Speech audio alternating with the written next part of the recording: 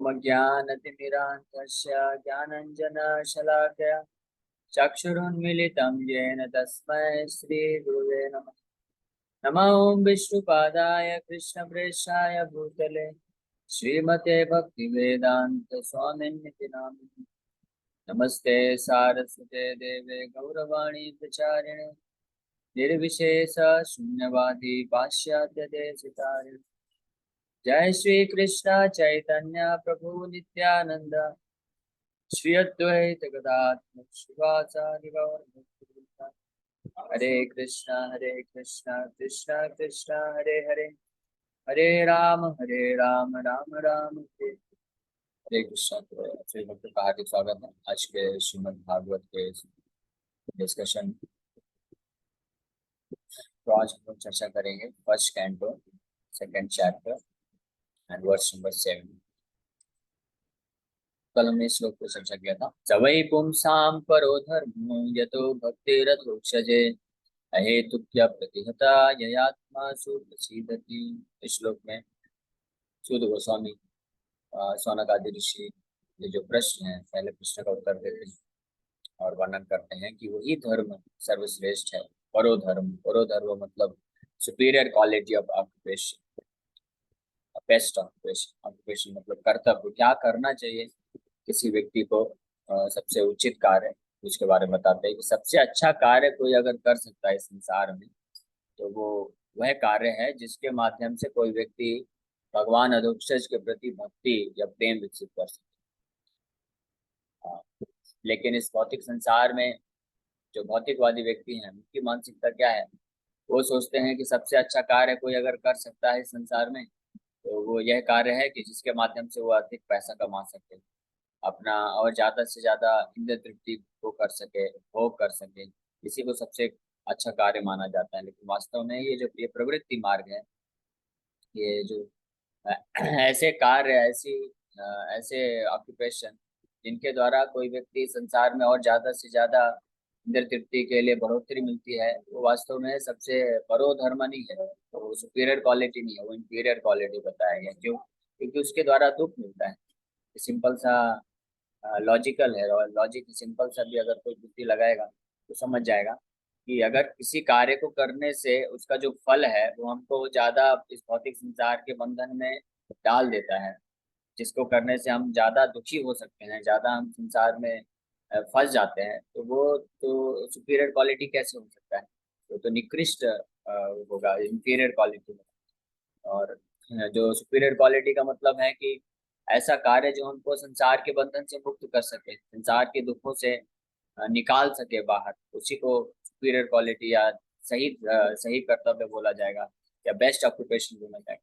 और वो कार्य क्या है, गुरु सामने आपको बताते हैं कि वो कार्य वास्तव में वही है कि जिसके द्वारा भगवान अधोक्षज यानी भगवान कृष्ण के प्रति अगर प्रेम विकसित हो जाए कुछ ऐसा कार्य करने से, तो वो सबसे बेस्ट ऑक्यूपेशन, बेस्ट धर्म है, सबसे सही कार्य है, वही करना चाहिए। क्यों? क्योंकि अगर कोई किसी प्रकार का कार्य करने से भगवान के प्रति चेतना विकसित कर लेता है, भगवान की भक्ति विकसित कर लेता है, तो उसका परिणाम क्या होगा? उसका रिजल्ट होगा त्यक्त्वा देहम पुनर्जन्म न एति माम एति सुअति। भगवान कृष्ण गीता में इस बारे में वर्णन करते हैं कि अगर कोई इस संसार में रहते हुए अगर मेरे प्रति भक्ति विकसित कर लेता है, हाँ, मई वासुदेव में, भागवत में भी ये इस बात का वर्णन है कि भक्तिम कुर्वन्ति मानवा मयि अनन्येन भावेन भक्तिम कुर्वन्ति मानवा, कि जो मेरे प्रति अनन्य भाव से भक्ति को विकसित कर लेते हैं तो पूर्ण रूप से समस्त बंधन से मुक्त हो जाते हैं और समसिद्धिम समसिद्धि यानी पूर्ण सिद्धि को प्राप्त कर लेते हैं। और इसका अर्थ क्या है कि हम ऐसे व्यक्ति, ऐसे भक्त जो होते हैं वो अपने आप को समस्त बंधनों से मुक्त करके भगवान के नित्य धाम, जहाँ पे सच्चिदानंद रूप में यानी नित्य सनातन आनंद को प्राप्त करते हैं। इसीलिए ऐसे ही कार्य को परो धर्म बोला गया है, ये बेस्ट ऑक्यूपेशन बोला गया है, ये सबसे सर्वश्रेष्ठ प्रकार का कर्तव्य या सर्वश्रेष्ठ प्रकार का कार्य बोला गया है।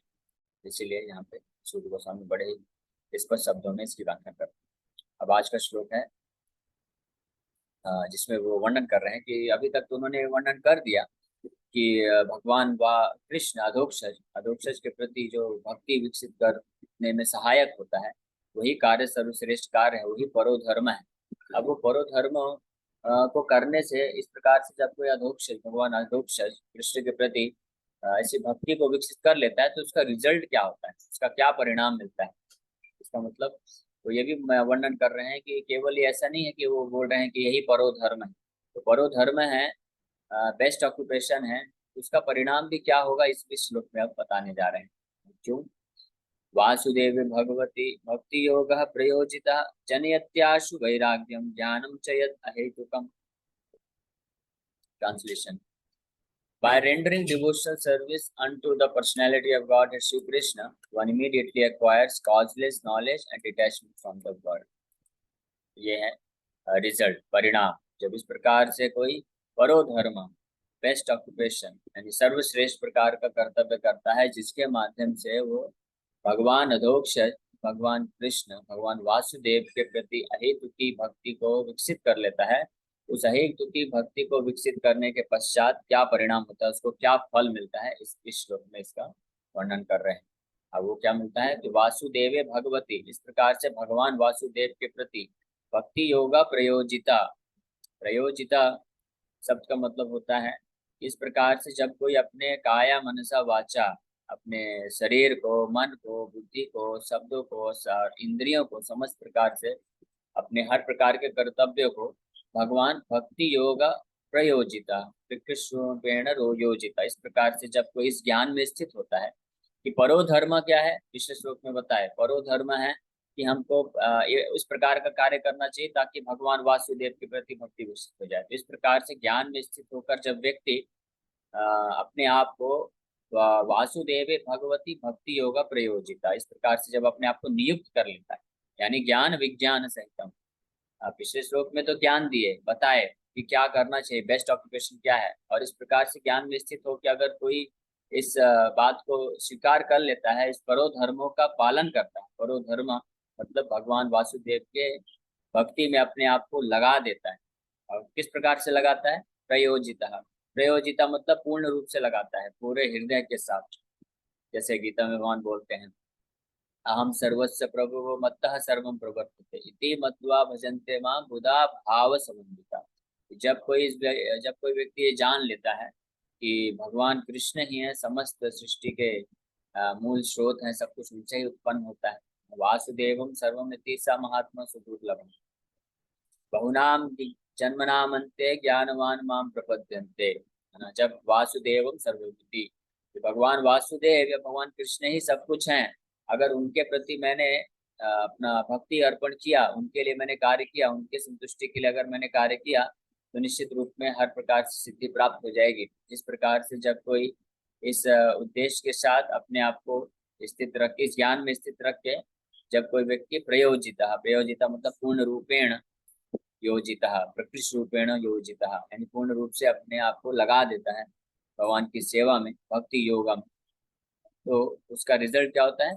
जनयत्या आशु वैराग्यम। जनयति, जनयति मतलब ये करने मात्र से ही जन्म हो जाता है, या परिणाम स्वरूप परिणाम निकलता है। वैराग्यम ज्ञानम, वैराग्य और ज्ञान अपने आप प्रकट हो जाता है उसके हृदय में। और कितने टाइम बाद? आशु, आशु मतलब होता है बहुत जल्दी, वेरी सून, समय नहीं लगता, विलंब नहीं होता है। तो यहाँ पे विशेष बात है कि भक्ति योगा प्रयोजिता, प्रयोजिता जब पूर्ण रूप से कोई अपने आप को इस प्रकार से भगवान वासुदेव के भक्ति योग में अपने आप को नियोजित कर लेता है, तब आसु वैराग्यम, जनयत्यासु वैराग्यम, तो बहुत जल्दी उसके हृदय में वैराग, और केवल वैराग ही नहीं, ज्ञानम च यत अहेतुकम, ज्ञानम और पूर्ण ज्ञान भी उसके हृदय में प्रकट हो जाता है। अहेतुकम मतलब कॉजलेस, अहेतुकम मतलब होता है कि उसको अलग से और कोई इंडेवर नहीं करना पड़ता है ज्ञान और वैराग्य को प्रकट कराने के लिए, क्योंकि भक्ति जो है वो जननी है, वो माता है, और वैराग्य और ज्ञान जो है भक्ति के दो पुत्र हैं। वैराग्य का क्या मतलब है? वैराग का मतलब होता है संसार के हर प्रकार के जो इंद्र तृप्ति की भावना है उससे विरक्ति, और भगवान के प्रति पूर्ण आसक्ति, इसको वैराग्य बोलते हैं। वैराग का डेफिनेशन बताया गया है, विगत राग इति वैराग। विगत मतलब रहित, राग राग मतलब आसक्ति। तो भौतिक संसार के पदार्थ, भौतिक संसार की वस्तुओं, भौतिक संसार में इंद्रिय तृप्ति को करने का जो भावना है उसके प्रति विरक्ति उत्पन्न होना, वो नहीं रहना, उसको वैराग बोलते हैं। राग मतलब आसक्ति। और वैराग का दूसरा अर्थ है विशिष्ट राग इति वैराग, यानी विशेष राग। विशेष राग क्या है? वो आध्यात्मिक राग है। राग मतलब आसक्ति, प्रेम, अफेक्शन। तो भगवान भगवान के प्रति, भगवान के भक्ति के प्रति जो विशेष राग उत्पन्न हो जाता है उसको वैराग बोला जाता है। ये वैराग के दो पहलू हैं। ये दोनों होने पे ही वैराग की पूर्णता होती है। जैसे जो मायावादी होते हैं वो लोग भी सो कॉल्ड वैरागी होते हैं, तथाकथित वैरागी होते हैं, पूर्ण वैराग नहीं होता है। वो लोग इस भौतिक संसार से तो विरक्ति ले लेते हैं, भौतिक संसार के वस्तुओं, व्यक्तियों, लोगों और इंद्र तृप्ति की भावना से तो विरक्त हो जाते हैं, उनको छोड़ देते हैं। लेकिन क्योंकि वो आध्यात्मिक जीवन में प्रवेश नहीं कर पाते हैं, आध्यात्मिक वस्तु या भगवान के प्रति उनका राग नहीं उत्पन्न हो पाता है, इसलिए ये अपूर्णता रह जाती है हृदय में। और इसी का यही कारण है कि कुछ समय पश्चात उनको वापस से गिरना पड़ जाता है, वापस से भौतिक संसार में आना पड़ता है। क्योंकि आत्मा का जो स्वभाव होता है, आत्मा हमेशा एक्टिव है। आत्मा कभी भी आत्मा जो है लिविंग है, जीवन है उसमें। और आत्मा का लक्षण है प्रेम करना, भावनाएं रखना, आसक्ति कर रखना। ये आत्मा का लक्षण है, स्वभाव है, इसको छोड़ नहीं सकता आत्मा। ये रस, जो अलग अलग रस के पीछे हर कोई संसार में भागता है, सुख के पीछे भागता है, इस सुख के पीछे भागना ये आत्मा का स्वभाव है, इसको छोड़ नहीं सकता। तो मायावादी लोग होते हैं जो इसको पूरी तरह से छोड़ना चाहते हैं, कोई रस नहीं, कोई आनंद नहीं, ये सब कुछ प्राप्त नहीं करना चाहते, इसलिए वो उनका ये जो प्रयास होता है विफल हो जाता है।